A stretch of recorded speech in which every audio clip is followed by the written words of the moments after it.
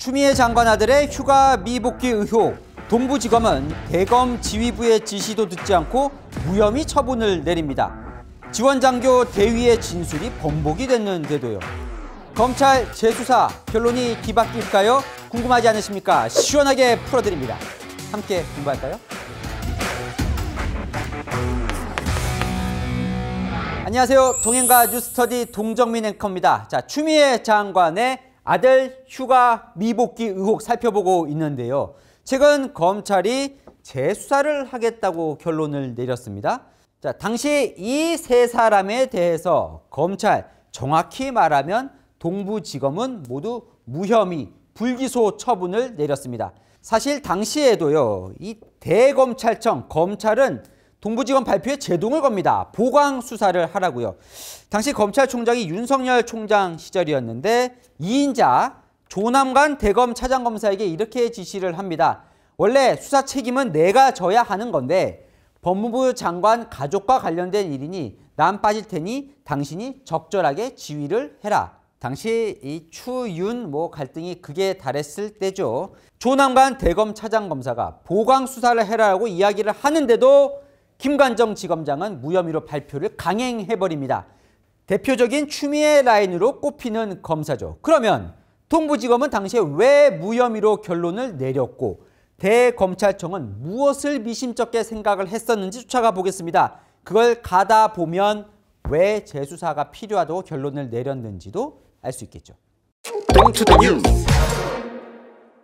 2020년 9월 동부지검은 이 세 명에 대해서 모두 무혐의 결정을 내립니다. 자, 먼저 추 장관 아들 당사자를 살펴보면요. 지금 군 휴가가 끝이 났는데도 제대로 복귀를 안 했다는 군무 이탈 혐의를 받고 있는 거고, 자, 질병을 가장해서 거짓으로 휴가를 받은 근무 기피 위계 혐의, 이 위계가 이제 거짓말을 했다는 거예요. 거짓말을 했다는 지금 혐의를 받고 있는 거죠.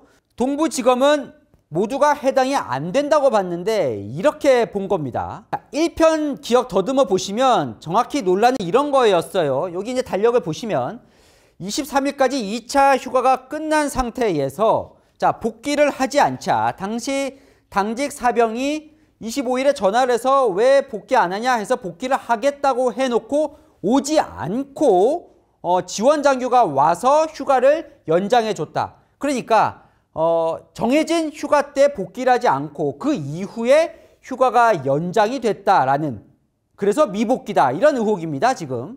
자, 검찰은 이렇게 봤습니다. 이래서 무혐의라고요. 자, 21일, 그러니까 2차 병가가 끝나기 전에 추 장관 아들이 보좌관에게 도움을 요청하고 보좌관이 지원장교 김대위에게 연락을 했더니 김대위가 병가 연장은 더 이상 안 되고 대신 휴가를 쓰라라는 이야기를 들었다는 겁니다. 그러고 나서 대위는 상사 이중영에게 보고를 하고 휴가 승인권자인 이중영이 구두로 이 휴가를 승인을 했다. 이렇게 상부에서는 이미 휴가가 승인이 됐는데 밑에 있는 당직 사병에게까지 연락이 안 돼서 당직 사병이 장관 아들에게 전화를 했을 뿐이다. 자, 먼저 추미애 장관 보좌관은 청탁금지법 위반 혐의를 받았었는데요.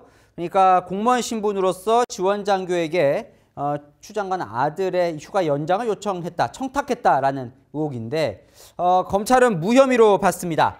자, 1편 보시면 알겠지만, 자, 이 보좌관과 대위는 여기 동그라미 친 14일, 20일, 25일 통화를 하잖아요. 그런데 그게 청탁이 아니라, 자, 보좌관이 김대위에게 문의를 하고 그랬더니 지원장교가 보좌관에게 안내를 한 것일 뿐이다. 그러니까 청탁이 아니라고 봤습니다.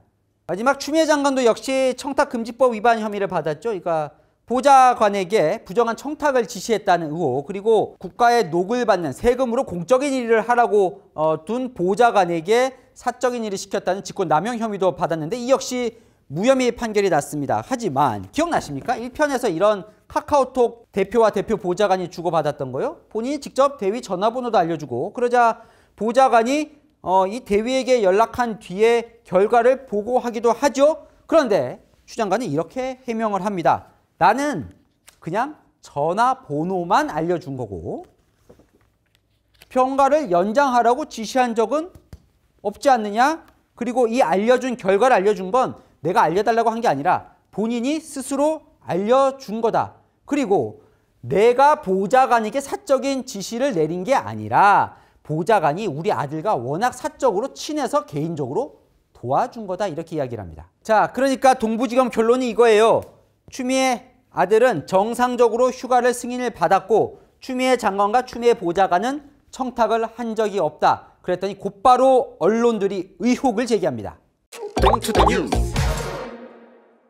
자, 대검이 보강 수사를 지시하는 것도 바로 이 대목인데요. 추 장관 아들이 무혐의를 받으려면 이게 전제가 되어야 하는 거예요. 2차 병가가 끝나기 전에 이 즈음에 구두로 휴가 추가 승인을 받은 증거가 명확히 나와야 하는 겁니다. 자, 말씀드린 대로 최종 승인권자는 이중영입니다. 본인도 내가 구두로 휴가를 승인한 것 같다라고 이야기는 해요. 그런데 언제 누구로부터 보고를 받고 내가 승인을 해줬는지 정확히 기억을 하지 못합니다. 그런데 녹음 파일이 하나 있다는 거예요. 자, 본인과 지원 상사가 통화한 내용이 있는데 거기를 보면 김대위가 병가를 연장할 수는 없고 대신 정기 휴가로 처리했다고 하더라 라는 대목을 녹화한 통화 로그임이 있다는 거예요. 이걸 봤을 때는 지원 장교 김대위가 보고를 하지 않았겠냐라고 지금 추정을 한다 이 내용인데, 근데 이 김대위가 진술을 뒤집습니다. 기억에 착오가 있었다고요. 당시 언론이 의혹을 제기한 부분도 지금 재수사의 근거가 되는 것도 바로 이 대목인데요. 자, 김대위는 처음 조사 때는 이렇게 진술을 했었어요. 당시에 추 장관 보좌관의 전화를 받고 이중영에게 보고를 했고 그 승인을 받아서 서 씨에게 휴가 연장을 허락을 했다고요. 그런데 진술을 뒤집습니다. 본인이 당시에 사용했던 휴대전화를 사설 포렌식을 맡겨서 받아보니까 그 기억이 틀렸었다는 거예요. 그러면서 관련 증거도 제출한 것으로 알려지는데 거기에 보면 본인은 이중영에게 휴가 승인을 받은 적이 없고 따라서 추 장관 아들에게 휴가를 허락한 적도 없다는 내용이었습니다. 이렇게 진술이 뒤바뀌었는데 동부지검은 앞의 진술만 채용을 합니다. 증거가 바뀐 거는 일관성이 없기 때문에 인정을 하지 않고요. 자, 게다가 이상하게요. 이 추 장관 아들만 남은 기록이 없습니다. 자, 병가를 2차례나 냈고 추가 휴가까지 냈는데도 이 추 장관 아들이 진료를 받고 의료 치료를 받은 기록이 남아있는 게 없어요. 자, 분명히 규정에는 소속 부대는 진료 기록을 5년간 보관을 해야 되거든요. 그런데 없습니다. 게다가 이 군 규정을 보면 열흘이 넘는 병가일 경우에 추가 연장을 하려면 요양심의위원회를 열어서 그 의결을 거쳐야 하는데 그것도 거치지를 않습니다. 그런데도 동부지검은 이 두 가지는 꼭 해야 하는 건 아니라면서 그냥 넘어갑니다.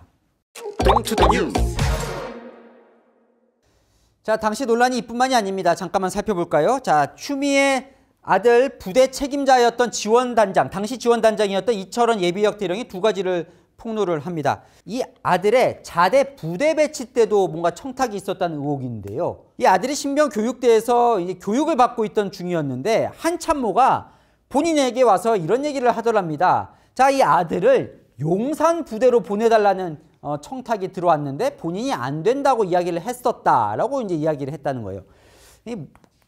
서울이 집인 카투사들은 모두 이 서울 용산 부대로 가고 싶어 하지요. 자, 그래서 이 대령이 일부러 신병교육대 수료식에 추 장관 이 아들 가족이 왔다는 얘기를 듣고 본인이 일부러 직접 그 수료식에서 공개적으로 청탁을 하면 안 된다고 이야기를 했던 기억이 있다고 이야기를 하는 겁니다. 자, 결국 추 장관 아들은 용산에 가지 못하고 이제 의정부에 배치를 받지요. 자, 이런 내용도 또 이 대령이 이야기를 하는데 평창 동계올림픽 시절에 추 장관 아들 쪽에서 통역병으로 보내달라는 청탁을 여러 군데에서 전화를 받았다는 거예요. 그래서 그때도 본인이 일부러 추 장관 아들이 있는 지역 대대에 내려가서 추 장관 아들 포함된 후보자들이 있는 상황에서 본인이 이 제비뽑기로 추첨을 했다는 겁니다. 자, 의혹이 불거지자 추 장관은 오히려 이렇게 제비뽑기로 추첨을 하는 바람에 본인 아들이 불이익을 얻었다. 유명인 아들이라 손해를 봤다라고 이제 항변을 합니다. 어쨌건 검찰은 이 두 가지 모두 청탁이 아니라고 넘어갑니다. 자, 이런 의혹도 불거졌었지요. 자, 추 장관 아들이 이 카투사 신병교육대 가기 전에 논산에 있는 이 육군 훈련소 마지막 날, 그 당일날 2017년 1월인데 추미애 당시 민주당 대표는 파주에 있는 군부대를 갑니다.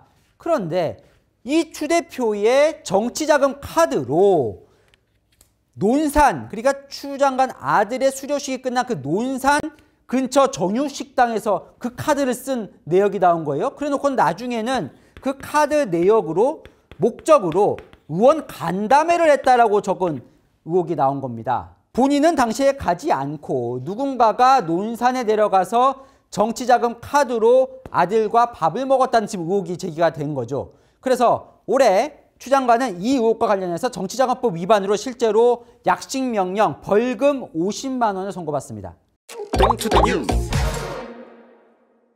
자, 당시에 이 조국 전 장관 사태도 있던 터라 이 공정 이슈가 크게 불거졌었던 사건입니다. 당시에 추미애 장관은 여당이 민주당 대표였죠. 막강한 권력자입니다. 자, 일반 사병이라면 휴가를 나갔다가 복귀도 하지 않고 휴대전화 전화 한 통으로, 그것도 본인의 상급 장교인 대위에게 휴가를 연장해달라고 요청할 수 있을지, 심지어 구두로 휴가를 연장할 수 있다는 걸 처음 알았다는 사람들도 많았었습니다. 자, 당시에 엄마가 추미애면 좋겠다고 말했다던 당직 사병은 동부지검이 무혐의 결론을 내리자 언론 인터뷰에서 이렇게 얘기를 하죠. 예상하고 있었다. 추 장관이 얘기하는 검찰 개혁이 잘 될 것 같다고 비꼬기도 했습니다. 2020년 9월 동부지검이 무혐의 결론을 내리자 국민의힘은 곧바로 항고를 하는데요. 바로 기각이 됩니다. 정권이 바뀌고 재항고를 해서 이번에 재수사가 결론이 내려진 겁니다. 핵심은요. 재수사의 핵심은 바로 김대위입니다. 말씀드린 대로 진술이 바뀌었죠.